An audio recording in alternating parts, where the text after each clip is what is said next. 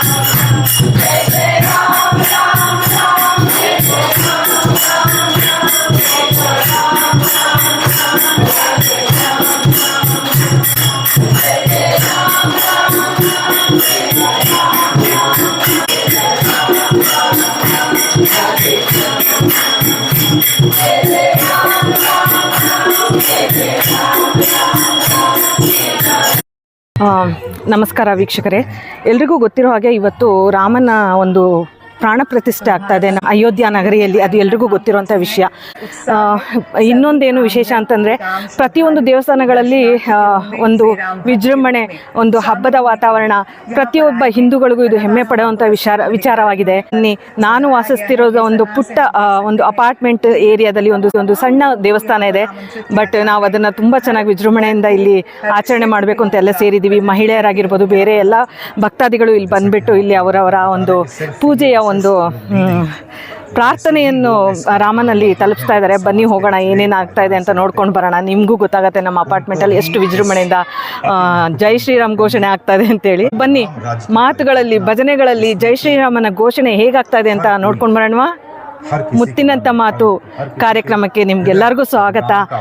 ಬನ್ನಿ ಹೋಗೋಣ. ಜೈ ಶ್ರೀರಾಮ್. ಜೈ ಶ್ರೀರಾಮ್.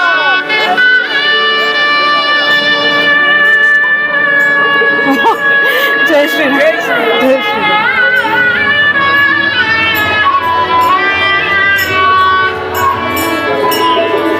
श्री रामचंद्र कृपालु भज, रामचंद्र कृपालु भज मन हरण हारुण.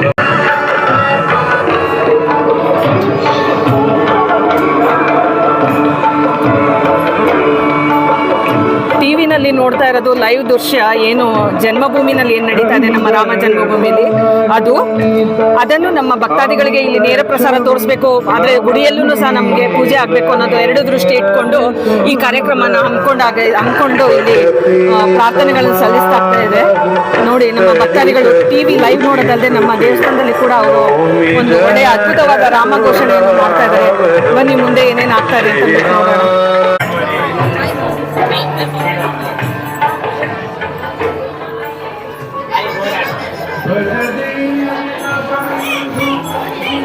ಜೈ ಶ್ರೀರಾಮ್. ನೋಡಿ, ಇದು ದೇವಸ್ಥಾನದ ಎಂಟ್ರಿ. ನಮ್ಮ ಚಿಕ್ಕದ ಗುಡಿ ಆದ್ರೂ ನಮ್ಮ ಅಪಾರ್ಟ್ಮೆಂಟ್ ವತಿಯಿಂದ ಆಗ್ತಕ್ಕಂಥದ್ದು ಒಂದು ದೃಶ್ಯಾವಳಿಗಳಿದು ನಿಮಗೆ ತೋರಿಸ್ಬೇಕು ಅಂತ ಇಷ್ಟಪಡ್ತಾ ಇದ್ದೀನಿ. ಅವರ ಭಜನೆ ಅಂತೂ ಅದ್ಭುತವಾಗಿರುತ್ತೆ. ನಿಮಗೂ ಅದರದ್ದು ಸ್ವಲ್ಪ ಕ್ಲಿಪ್ಪಿಂಗ್ಸ್ಗಳನ್ನ ಹಾಕೋದಕ್ಕೆ ನಾನು ಇಷ್ಟಪಡ್ತೀನಿ. ನೋಡ್ತಾ ಹೋಗಿ ಏನೇನಾಗುತ್ತೆ.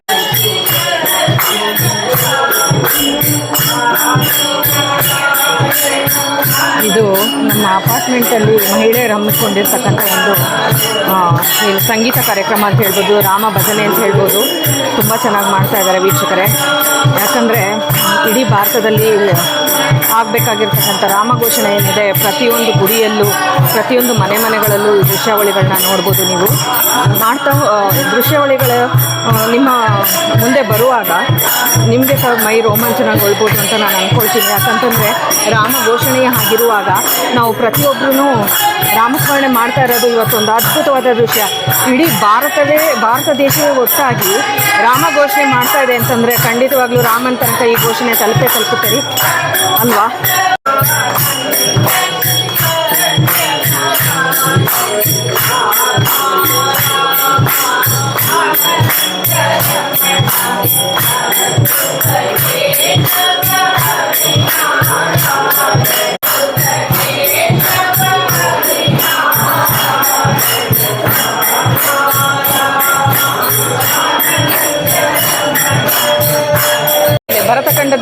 ಇರ್ತಕ್ಕಂಥ ಯಾವುದೇ ಒಂದು ಜೀವಿ ಇರ್ಬೋದು, ಆ ಜೀವಿ ಇವತ್ತು ಜನ್ಮಾಷ್ಟಮಿ ಅಂತ ನಾನು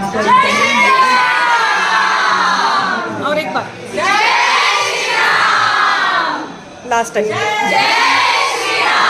ಜೈ ಜೈ ಶ್ರೀರಾಮ್. सिंह द्वार पे प्रवेश हो गया।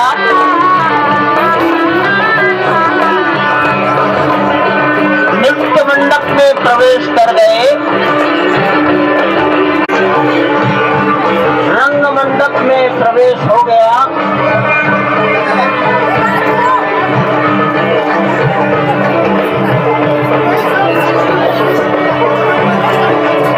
अब वो पूर्ण मंडप में प्रवेश करने वाले हैं।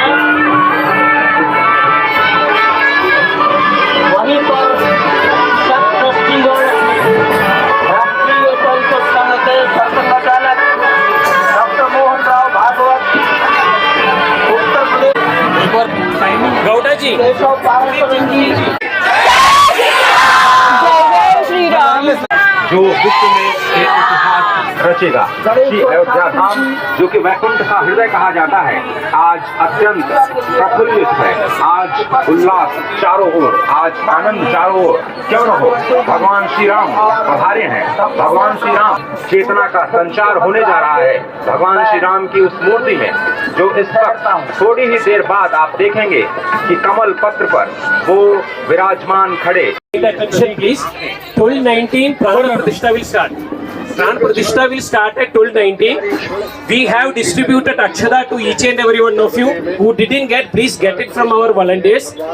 12:29:08 second. Eyes will be opened. Okay. After that, we have to put the Akshada on our head. Please pray for that time and please put it on your head. After 12:29:08. Jai Sri Ram. ಜೈ ಶ್ರೀರಾಮ್.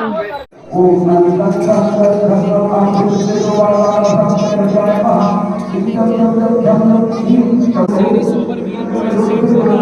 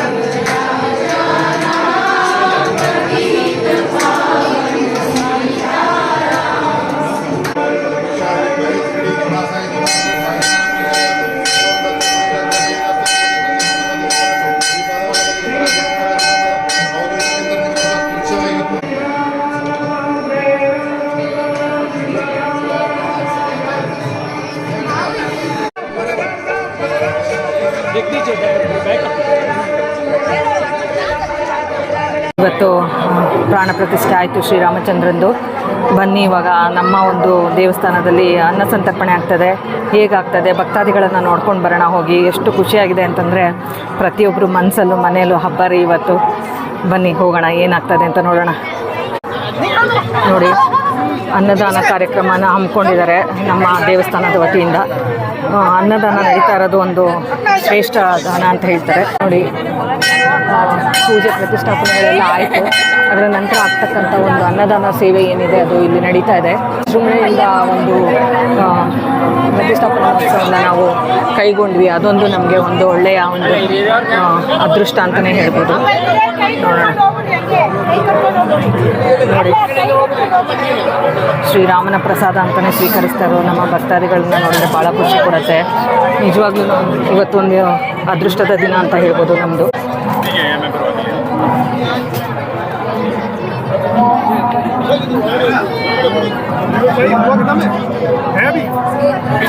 गरम पूड़ी और मंगा लो।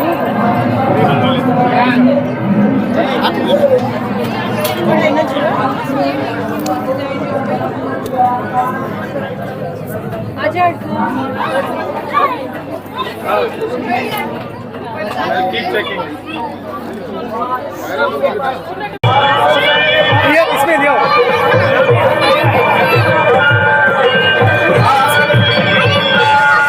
ಕಾರ್ಯಕರ್ತರ ಒಂದು ಖುಷಿನೂ ನೋಡ್ಬೋದು. ಅನ್ನದಾನಕ್ಕಾಗಲಿ ಅಥವಾ ಸೇವೆಗಾಗಲಿ ಮುಂದೆ ನಿಂತಿರ್ತಾರೆ. ಅದೊಂದು ನಮಗೆ ಖುಷಿ ಕೊಡುವಂಥ ವಿಚಾರ. ಅನ್ನದಾನ ಸೇವೆ ನಡೀತಾ ಇದೆ. ಬನ್ನಿ ಲೈನ್ ಹೇಗಿದೆ ಅಂತ ತೋರಿಸ್ತೀನಿ. ಇವತ್ತೊಂದು ದಿನ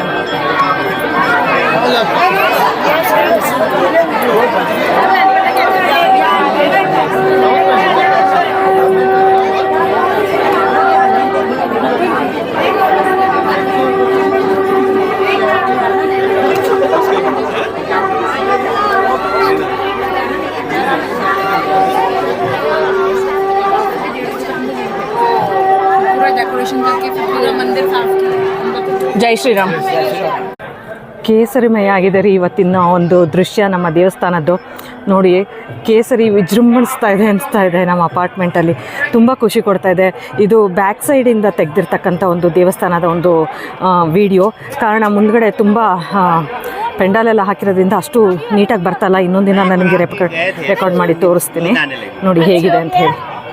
ಇದೊಂದು ಈಶ್ವರ ದೇವಸ್ಥಾನ ಆದ್ರೂ ತುಂಬ ಚೆನ್ನಾಗಿದೆ ರೀ, ನೋಡೋದಕ್ಕೆ ಖುಷಿ ಆಗುತ್ತೆ. ಬಿಲ್ವೇಶ್ವರ ಟೆಂಪಲ್ ಇದು.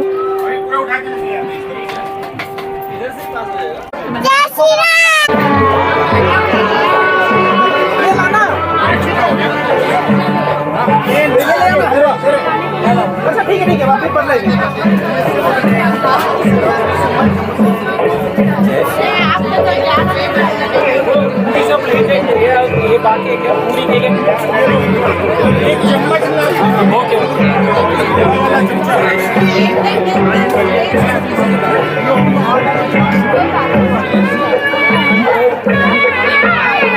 ಅನ್ನ ಸಂತರ್ಪಣೆ ನಡೀತಾ ಇದೆ.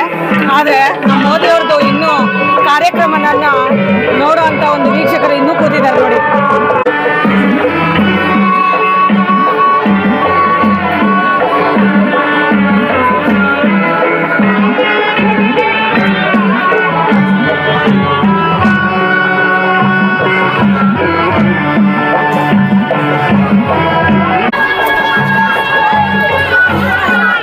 ನೋಡಿ,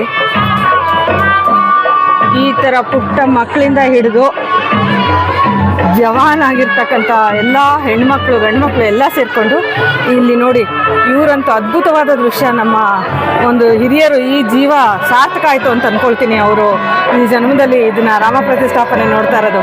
ನಮಸ್ತೆ ಆಂಟಿ, कैसा लगा आपको आज? बहुत बढ़िया. जय श्री राम.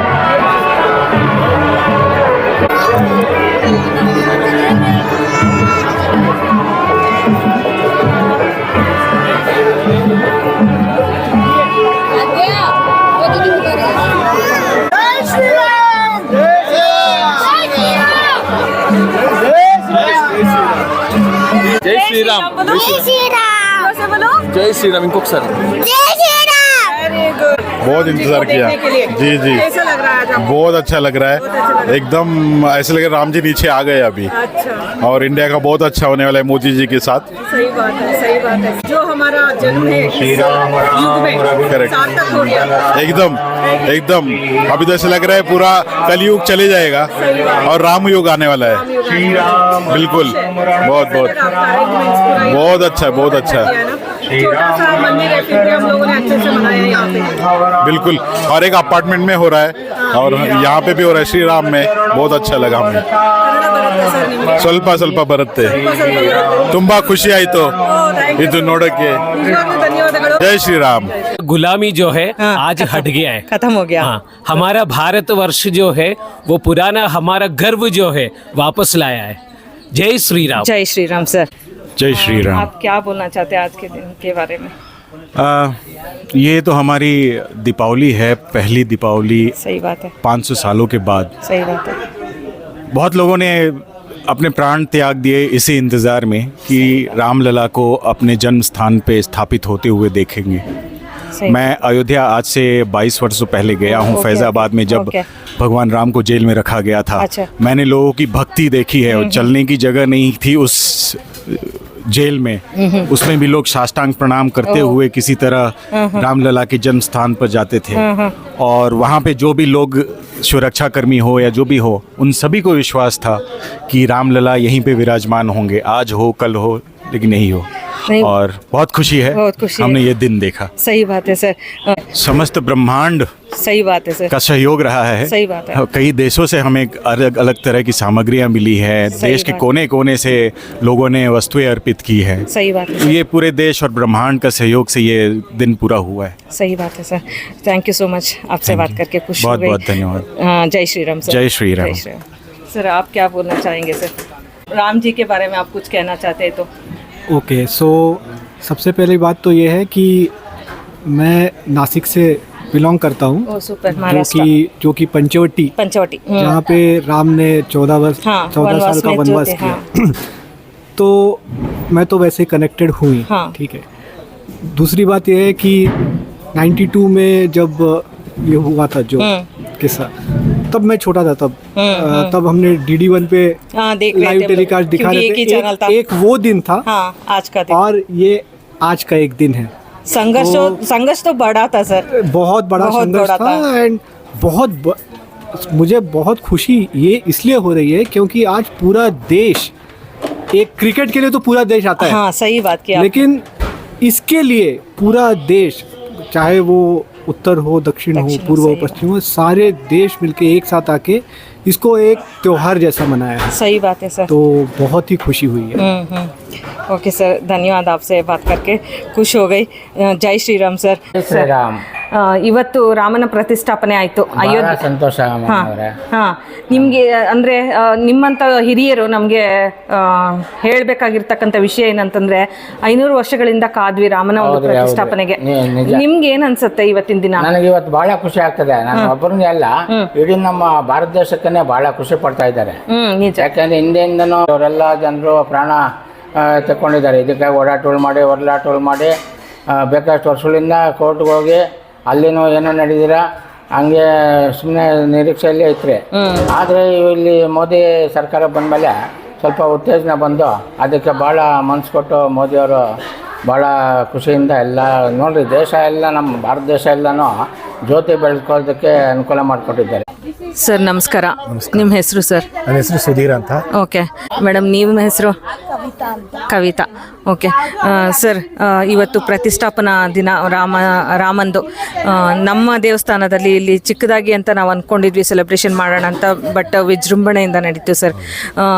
ನಿಮ್ಗೆ ಹೇಗೆ ಅನ್ನಿಸ್ತಾ ಇದೆ ಇವತ್ತಿನ ದಿನ ನಿಮಗೆ ಇಲ್ಲಿ ಈ ಸೇವೆಗಳನ್ನ ಸಲ್ಲಿಸಿ ನಿಮಗೆ? ಓಕೆ, ಇದು ಒಂಥರ ಮೂಮೆಂಟ್ ಇದ್ದಂಗೆ.